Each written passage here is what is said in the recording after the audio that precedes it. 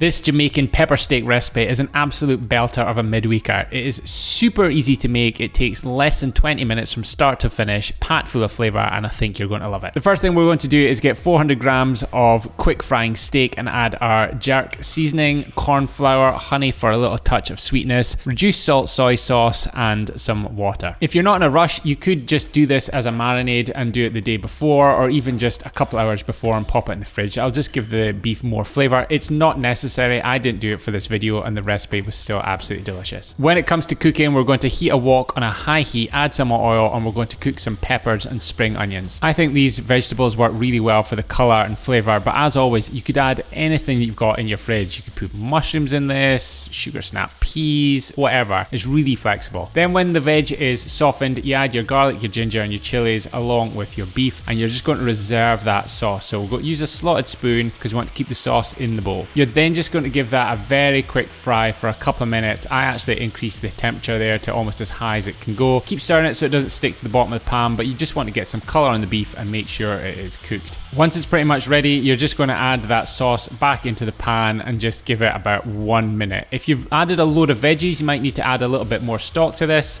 but just cook it and it'll thicken up super quickly. Hey, sorry for the interruption, but I've got a super quick favour to ask. If you could either click like, drop a comment below and let me know what you think of this recipe, or subscribe, I would really appreciate it. It has got absolutely nothing to do with my ego. It just means that if you interact with this video in some way, YouTube is more likely to show it to others so that more people get a chance to cook my recipes.